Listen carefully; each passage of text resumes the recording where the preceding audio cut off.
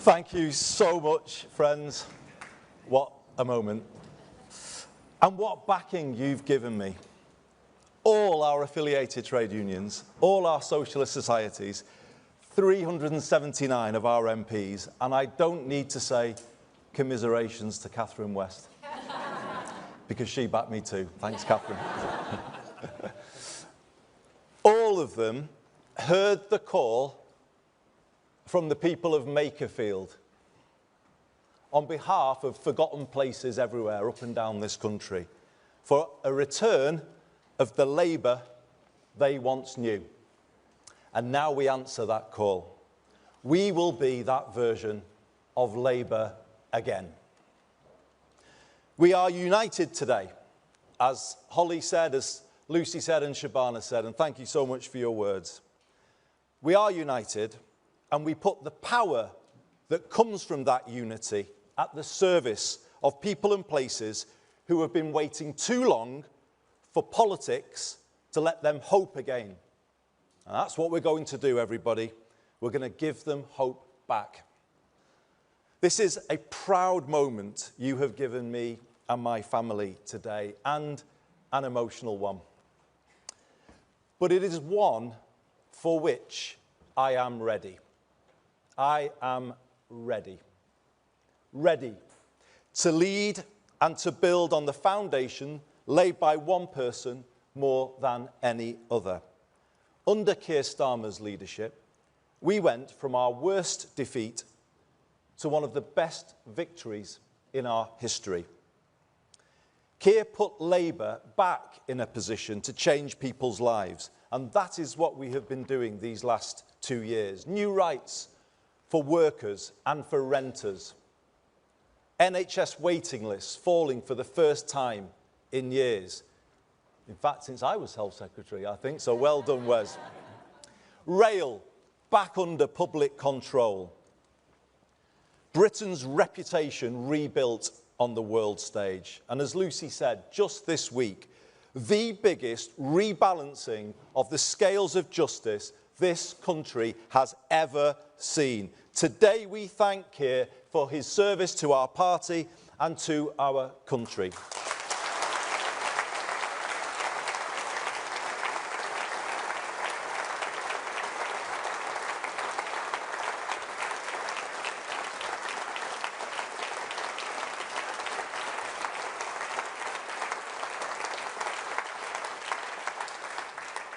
Ten years ago, he and I worked together, drawing up the original Hillsborough law in my office in the aftermath of the second Hillsborough inquest. And I drew on all of his legal expertise when I presented that bill to Parliament.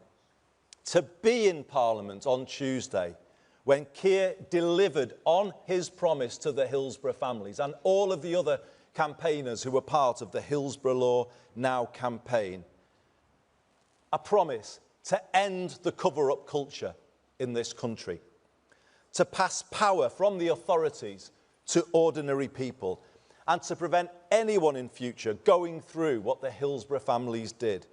It felt to me like life coming full circle.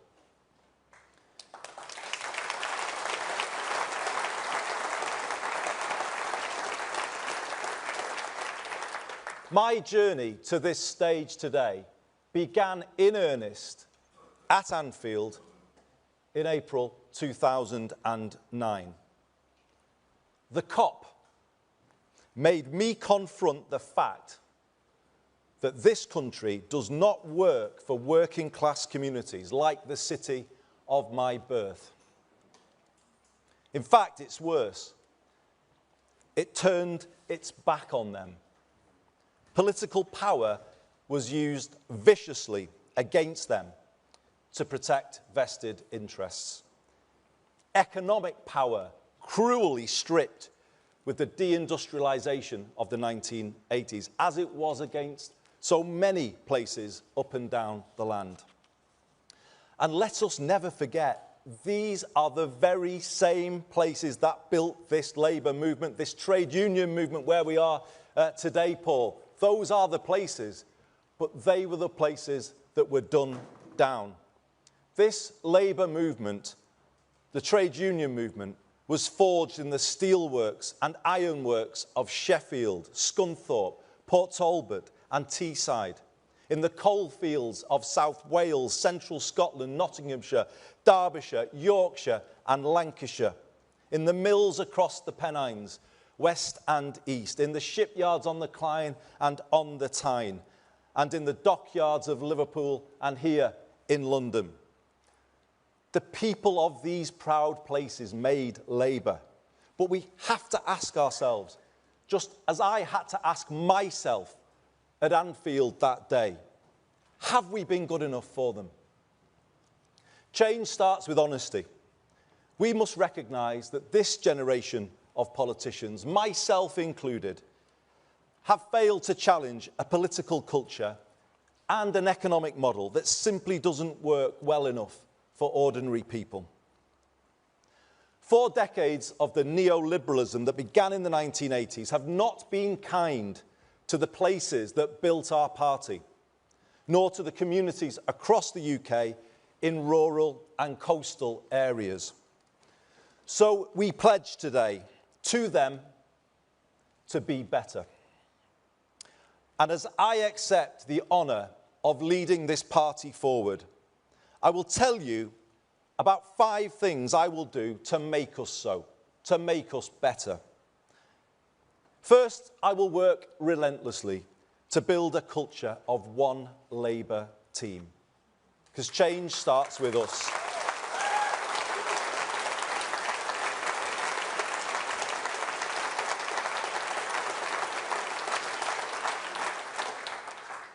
We won't beat Britain's new right if we are consumed by infighting and pulling in different directions. That is, and always has been, an indulgence that falls heaviest on the people who need Labour most. Fighting to eradicate it and the insidious briefing culture that goes along with it will characterise my leadership.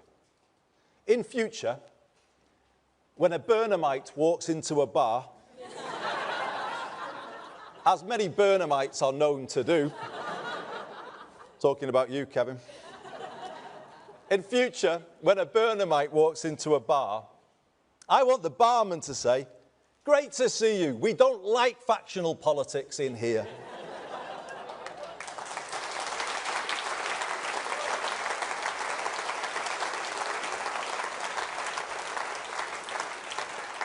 Now, you might know, and your reaction suggests so, there's a different version of that joke told by people who put internal politics before anything else. But here's the truth. Their factionalism has bedeviled us. Today we move beyond it. I have supported all our Labour leaders in my lifetime because I believe a united Labour Party and Labour movement is the best hope for our country. And I know you believe that too, as do our members up and down the land.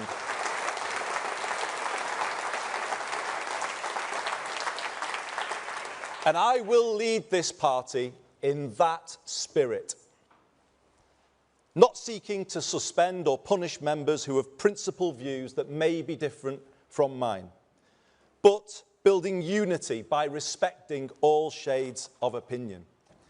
And contrary to what you may keep on reading, I haven't made any decisions yet about who will be in that top team, but I will soon. And when I have, you will see it reflects all parts of our party, all communities, and it will reflect your own place within this great party of ours. A stronger, more united Labour Party lifting up a stronger and more united Britain.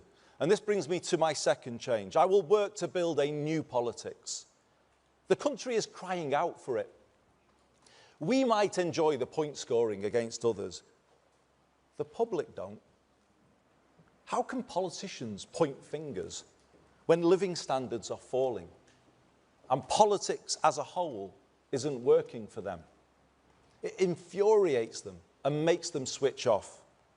In Makerfield, I decided to make a break with this. I said we hadn't been good enough. I told people what I would do to fix it. You know what? People started to listen again. They gave us a fair hearing, as the great British public always do. And then another chance. But let's be honest, everybody, this is a last chance to change, and we must take it together, united together.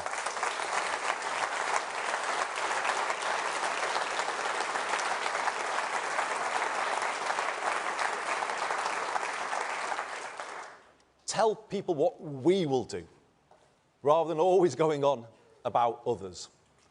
And if we do more of that, let's see if we can get the ear of the country as well, not just Makerfield. Let's take a problem-solving rather than a point-scoring approach. Let's have the courage to fix the big things that politics has neglected, like social care, and have the conviction to go out there together and argue for our plans. And let's have the self-confidence to find common ground with other parties where we can. By seeking more consensus, we may just find the change we make is more lasting. We may find our political discourse in this country becomes that little bit less toxic, and we should be working to achieve that too. And the turbulence of the last decade may not quite feel as so inevitable as it does today. My third change is our political direction. Yes, we will work with other parties where we can, but doing so from the clarity of knowing exactly where we stand. As your leader, I will set a direction that is distinctively Labour.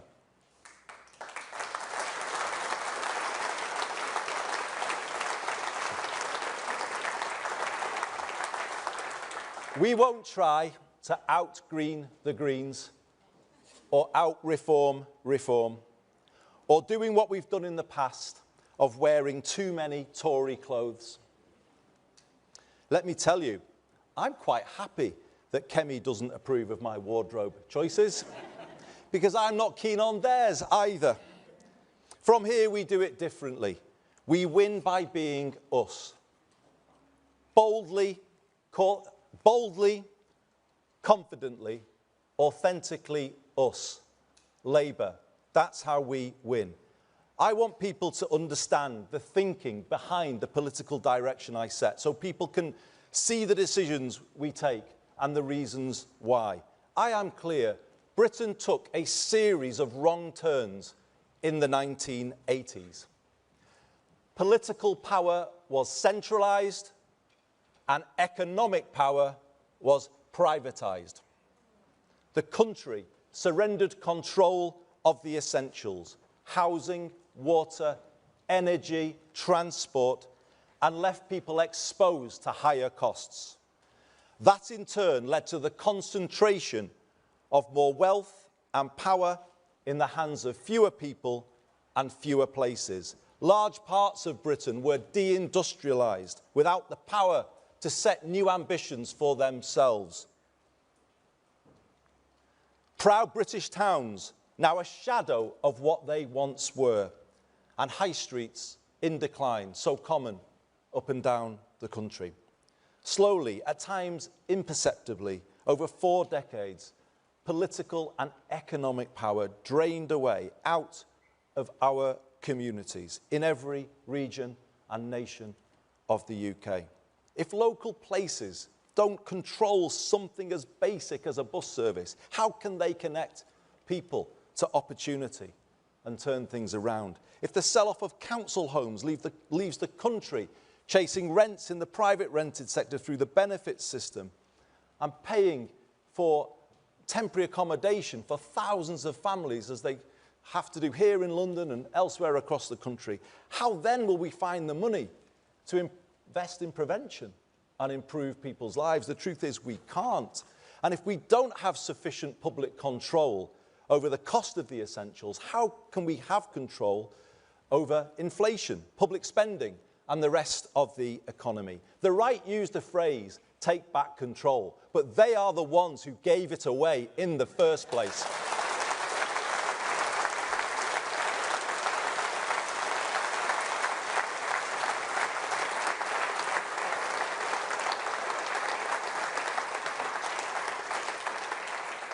If we want an economy and a country that works for all people and places, which to me should always be at the very core of Labourism, then it requires a new path to the one we've been on for the last 40 years. The government I lead will confidently lay that path out starting next week. And that is why this change today is the most significant change moment in our politics for 40 years. It will take us to a country where life is more affordable and all people and places are lifted from where they are now.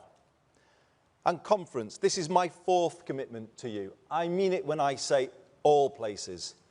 I will be a leader for the North, the South, the East and the West, for Scotland, Wales and for Northern Ireland.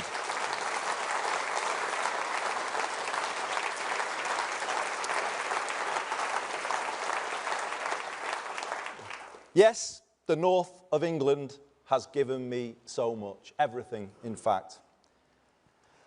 And in return, I have sought to give it the strongest voice I could. That was my job.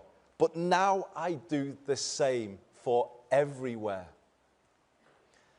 Because I see the same challenges everywhere I look. The same challenges can be found in the southwest as the northwest, or in East Anglia as the northeast. And this is the moment to speak for all parts of the country and unite people in a common cause. I love every part of this country. I love all the different accents, all of the different traditions, some of the football clubs. But no, I love every part of it. But I also know they can all be more than they are.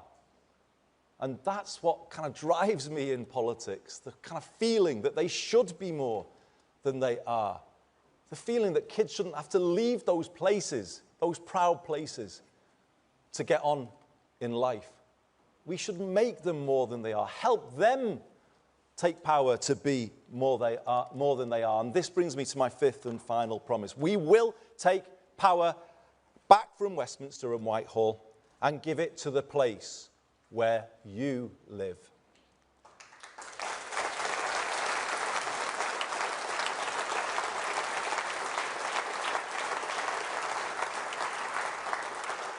More power over life's essentials so you can make them work better and more affordable for people, just as my good friend Steve Rotherham is doing today as we are here meeting at the TUC in London. He is at a meeting, chairing a meeting of the Liverpool City Region Combined Authority, and he is presenting to that meeting a plan to put the entire Merseyrail network back in public ownership by 2028.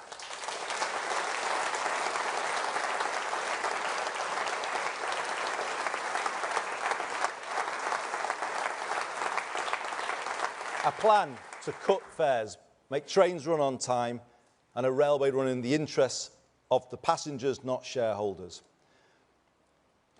We want to give your area more power to build the council and social homes that you desperately need for those families I was talking about a moment ago. More power to improve your high street, backing local businesses, such as the pubs and the shops that bring them to life. And make no mistake, everybody, I will be a pro-business leader of the Labour Party, as I was a pro-business mayor of Greater Manchester. We turn places round together, and that is the way we ran in Manchester, and we will take to the whole country. And as part of that, more power to re-industrialise and to build an education system based on parity between academic and technical education to give every young person growing up in different parts of the country, a path in life to university or to a work placement, to apprenticeship and into a good job. Hope for every young person is what we are going to be about. And this is it. When you add all of that together, a plan to give people more power, to bring back the hope we have all been missing too much, and people are looking for us to deliver, and we will. So, everybody, you're here and you're sharing this moment with me. Thank you so much for being with me. I've had a long journey through politics to get to this moment, as you all know, because so many of you in here and so many others watching this on television know what they did to help me along my way and knock me into shape as they needed to do. I want to, if I may, just single out three. I was his parliamentary private secretary in my first experience of the front bench, but he has been the truest mentor to me in the decades since, and it's just wonderful to be with you, Lord Blunkett, David, on this special day.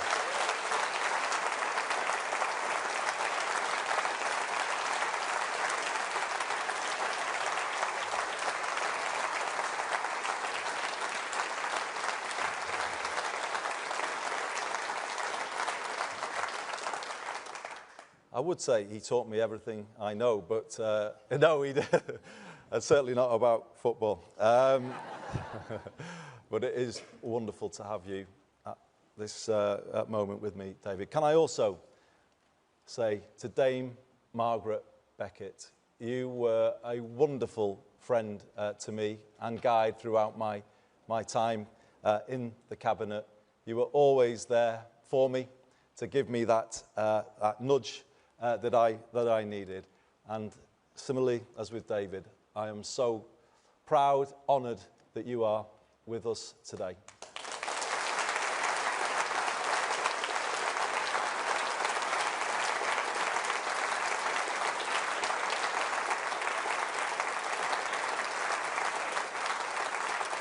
And sitting next to Margaret, for those of you who want somebody to blame, he is the man you can hold to account. He is the man that fired up a young Andy Burnham in the northwest of England in the mid-1980s with rhetoric of the kind that remains unmatched, I would say, in modern politics. It has always been something that I treasure to get a message from him with his advice and the care and the thought he puts into those messages.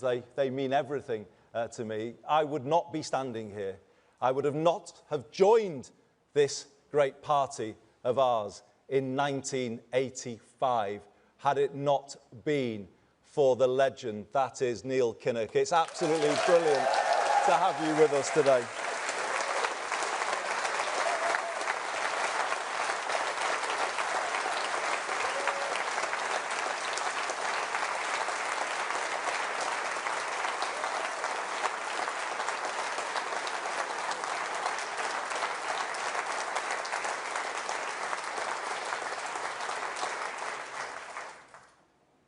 So many of you here who I can't name, so many watching, have helped me get here. I haven't done it alone. I haven't got everything right, and I'm sorry where I've fallen short.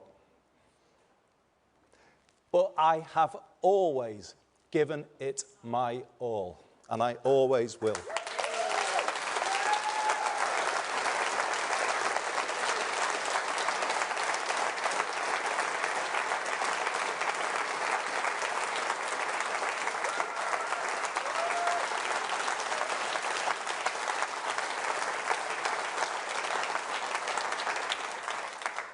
Truly, I've given this party everything I've had, but now it's done the same for me. I have listened and learned as I've gone along, you'll be pleased to know. And hopefully, I've got better as a result. You can be sure of this. I know what I believe after 25 years as an elected Labour representative. And I know what I want to do working with you all. I have a plan. And what I also want you to know is that I won't change. I have a style. It's my style. I will always stay close to the ground, close to the people. Hopefully, still in my season ticket when the new season starts. In Cardiff on Tuesday. Brilliant just to meet and chat to people as they came up to speak. I will always stay the same because I draw my strength from people. I hear things, pick up straws in the wind as I was going about Manchester as my job as mayor, and I say to Kevin Lee, who's here today, and I want to thank Kevin, who's been such a staunch supporter and friend for me on this journey.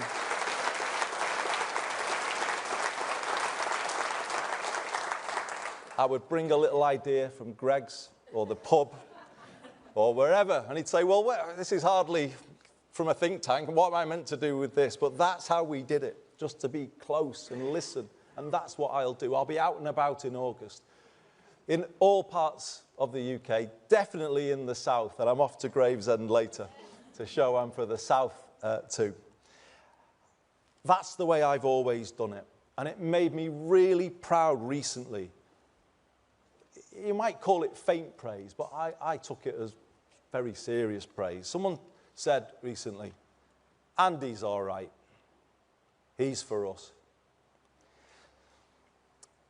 I was so proud of that I made it my slogan in Bakerfield. I am for us, for all of us.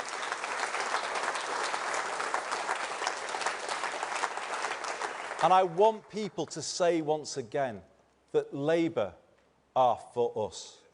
I want that to just fall off people's tongues, and we can do it. We can be that party, the party that puts more power in people's hands, drives good growth in every postcode, and puts hope in every heart, that gets the country pulling together again and moves beyond the divisions of recent years. All people and all places, public and private sectors, in a new sense of unity and common cause.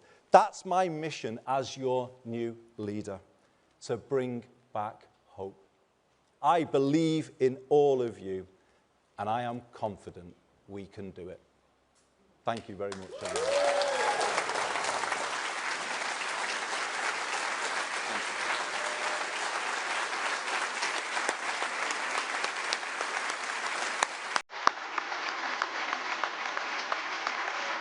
Thank you.